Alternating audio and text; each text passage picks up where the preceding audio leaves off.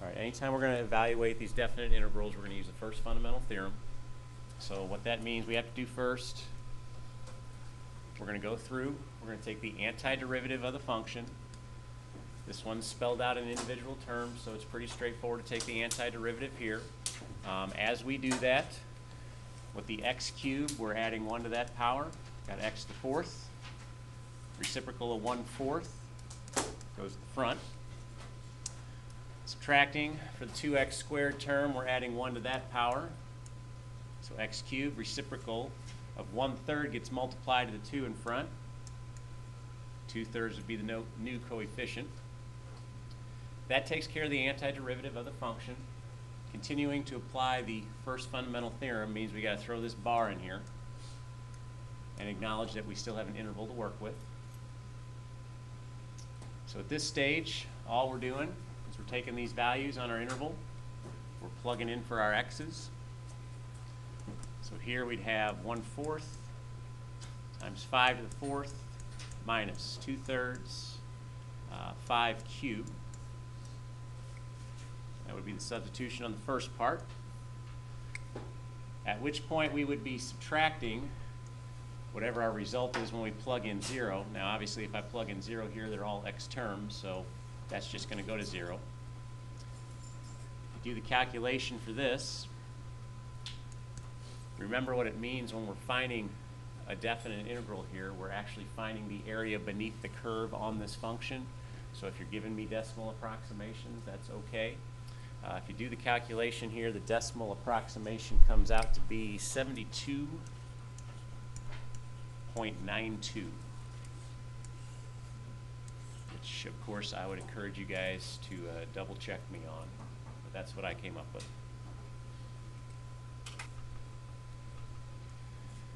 All right, so definite integral here, not too bad to evaluate as long as we start off by distributing this what would be x to the 1/3 through. We distribute that through, since we haven't taken the antiderivative yet, we'll keep our integral notation in there. But distributing the x to the 1/3 through, adding your exponents, you've got 1/3 plus 1, so that'd be 1 1/3 or 4/3. Minus x to the 1/3 times 1, just x to the 1/3. Now we've got the individual terms, we're ready to take the antiderivative. So just as we did on the previous one, adding 1 to the power. Well, adding 1 to the power of 4/3, you're going to have 7/3, reciprocal of which is 3/7 that goes to the front. Minus, adding 1 here to the 1/3, we're going to have 4/3, reciprocal of which is 3/4 that goes to the front.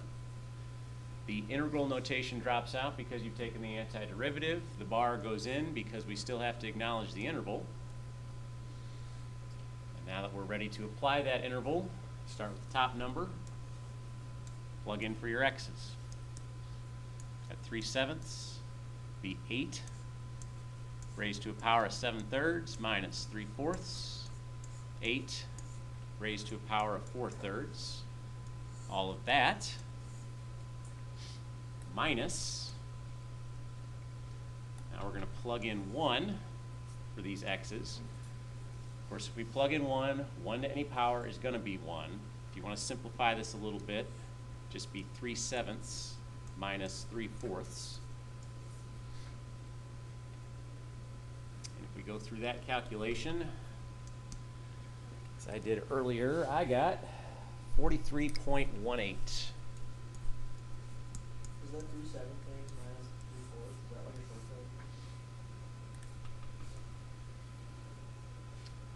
All right, on this definite integral, it's not as straightforward as the previous two because we can't just start distributing and arranging these so they're single terms where it's easy to apply an antiderivative formula. Instead, we've got to use the substitution. So if we're going to use the substitution, we're going to let u equal, in this case, the 1 plus 2x cubed. And as we introduce a new variable, set up a new problem. So over here, I'm setting up a new problem that's going to be in terms of u. We'll get to the interval part of it in just a second. But right now, u is going to be this quantity here raised to a power of 3. So So I note that as u cubed over here. I cross this part out. I recognize at this stage that the x squared and the dx I still need to replace. So if that's what I still replace, I take the derivative of this equation. Taking the derivative of this equation, I get du equals 1 goes to 0, 2x cubed goes to 6x squared dx. Trying to replace an x squared and a dx, you will divide the 6 over, making this 1/6 du equal to x squared dx. I can now take the x squared dx out of this, as long as I replace over here that idea with a 1/6 du, leaving us only with the interval to acknowledge now. Since we've changed the variable, we have to take these values, which originally are x values, and we have to plug in down here to figure out the corresponding u values. So if I plug in 0, got 1 plus 2 times 0 cubed, that's just going to be 1. That'll be where this new interval is going to begin. And if I plug in 2, let's see, that's going to be 2 cubed 8 times 2, 16 plus 1. This will be 17 up here. So you have this new and improved problem. You've got one single term to take the antiderivative of. So you add 1 to that power, get u to the 4th. Reciprocal is 1/4. That gets multiplied to the 1/6 in front. That would be 1/24. Have to acknowledge the interval from 1 to 17, at which point you're taking 17, you're plugging in for u, and then we're subtracting whatever we get when we take 1. And we plug in for u, and just like the previous problem, if I'm plugging in 1 to any power is going to be 1, so you could just subtract the 1/24 there. If you do that calculation, this one comes out to be pretty big. It comes out to be 3,480.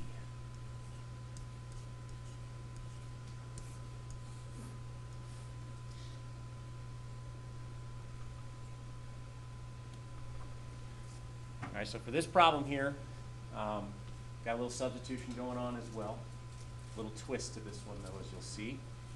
If we go through the substitution process again, we're going to let u on this one equal the stuff under the root, so that'd be the 16 minus x. As I introduce the new variable, over here I set up the new problem. So this is my u part underneath the root. Over here to replace that, I write u to the 1/2. So that takes the place of this part right here. Our goal now is to replace the x and the dx. So we understand to do that, we're taking the derivative of this equation. So derivative of this equation is going to be du equal to, let's see, 16 goes to 0. You've got a negative x, so that's a -1. Be -1 dx. Which if I'm looking at my combination up here, I'm trying to replace.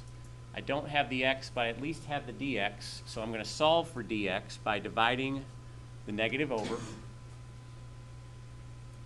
I can now take this dx out if I replace over here with a negative du.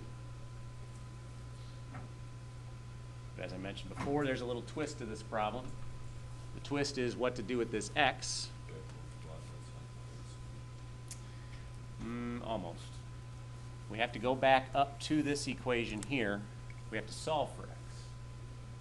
Right? Anytime we've got that extra variable, we got to go back to what we let u equal and solve for that variable.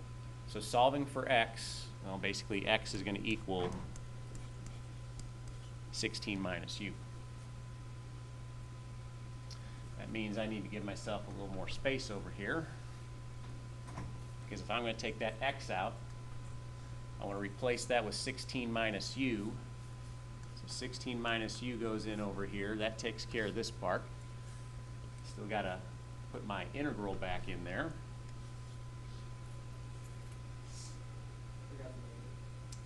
Oh, lost the negative. Thank you. So put the negative back out front there. Okay, now we have to look at the interval, right? Since the variable has changed, the values on the interval will change. We take these values, we plug into what u equals right here. If I start with the 7, let's say, on top, and I plug in, that's 16 minus 7, which is 9. I've got a 9 up here. If you plug in 0, taking 0, plugging in to find u, you've got 16 minus 0, which is 16. That's now the bottom value, but notice what happens. Your interval is going from the greatest to the least, which you can't have, so you do need to switch these around. And when we switch these around, that changes the sign on the integral. So this negative here ends up becoming a positive anyway. Finally, we have a new and improved problem to work with. We still have some improving to do to it because we don't have individual terms on our function yet. We have to distribute the u to the 1/2 through. So since we haven't taken the antiderivative yet, integral stays. The interval on that integral is 9 to 16. Multiplying the u to the 1/2 through, you've got 16 u to the 1/2 minus, adding my powers here, it would be 1 plus 1/2, which is 1 1/2, or 3/2. All of that du. Finally, we're ready to take the antiderivative. So taking the antiderivative of the function. Now let's see, if I add 1 to my power 1/2, we know that's 3/2. Reciprocal of which is 2/3. 2/3 gets multiplied to the 16 in front. That's going to be 32/3. Right, because that's just a 16 over 1 we're multiplying through. Minus, adding 1 to my power here on the 3/2, that's going to give me 5/2, reciprocal of which is 2/5. There's the antiderivative of each term. Interval still needs to be acknowledged. So we slap the bar on the end. And we take our values on our interval and we plug in for our u's. So we've got 32/3, plugging in 16. 16 to the 3/2 minus 2/5, 16 to the 5/2.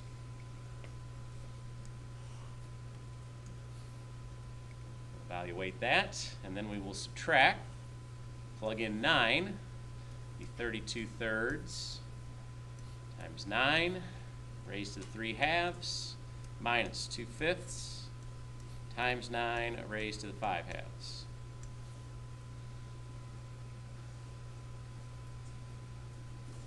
All of that we get to calculate.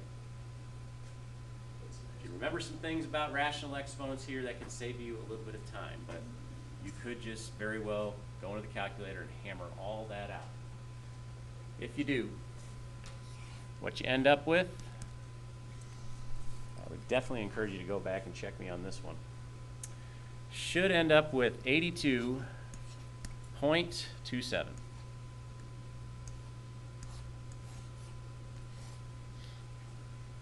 Just that simple. All right, so we know no good review is complete until we've done some trig stuff. So we're going to do some trig stuff. And anytime you got something following your trig function that is not just an x, this is where you got to let u equal that part that follows the trig function. So here we'll let u equal pi times x.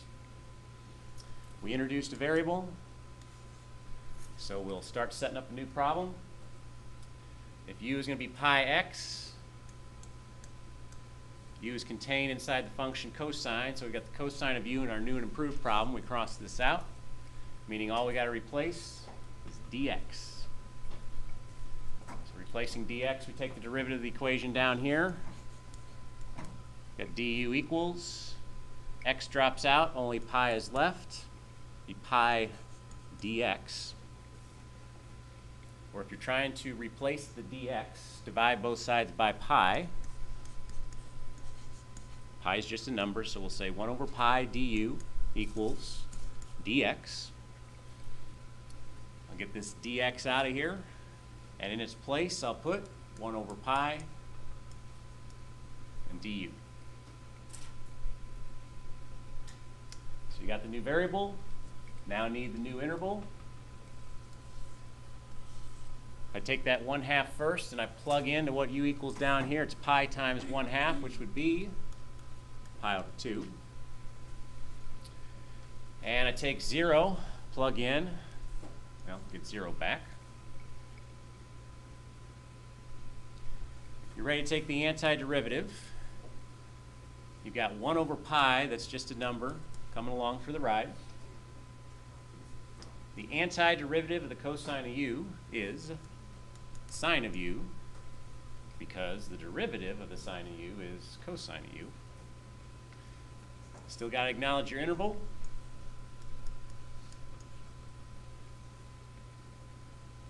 Now we're ready to plug in.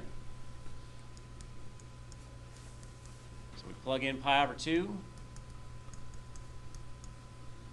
We all remember our unit circles, so we know what the sine of pi over 2 is going to be. We subtract. Now we're going to plug in 0. So again, we know our unit circle, so we know what the sine of 0 is going to be.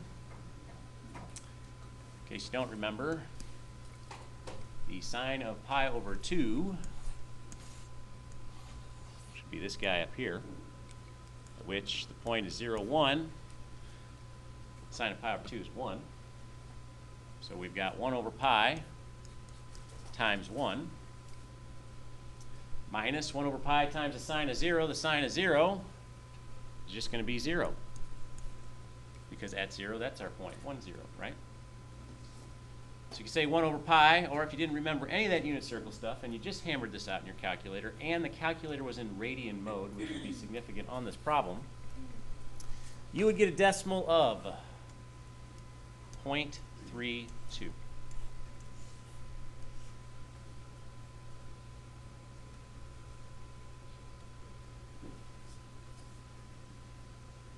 All right, so the E problems tend to freak us out a little bit because we just don't see a whole lot of them. But remember, with these E problems, when we're taking an antiderivative, especially here on a definite integral, if you just let u equal whatever the exponent is on the E, normally these problems work out pretty cleanly. So let u equal x squared plus 5. You introduce the new variable, you set up the new problem. So it's going to be e to that power of u, taking care of that piece. You have to replace the 4x and the dx. So you take the derivative of your equation down here. You got du equals 2x dx. That's not quite what we want. We want a 4 in there. So what we can do is we can just multiply both sides by 2, giving us that 4x dx. We take the 4x and the dx out. In its place, we put a 2 and a du. And then we remember to change our interval, plugging in 3 and plugging in 0 down here for what u equals. So when 3 goes in, 3 gets squared, giving us 9, add 5. Interval is going to end now at 14. If you plug in 0, 0 gets squared, add 5. Interval begins at 5. Got the new problem to take the antiderivative of. In taking this antiderivative, you've just got a 2 e to the u. So your antiderivative is going to be 2 e to the u. Right? Because antiderivative of e to the u is just e to the u. 2 comes along for the ride. Throw in the bar to acknowledge the interval. And then plug in. Plug in 14 first. We subtract. Plug in 5 second. Realistically, we could leave that as an answer. If we went the decimal route one more time, the answer would be 2,404,911.74. Which we could see that coming, I'm sure, because we remember e as an approximation is a little higher than 2. 2 being raised to the power 14 is going to be pretty big. Power 5, sort of big. But you could stop right here or continue on to the decimal answer.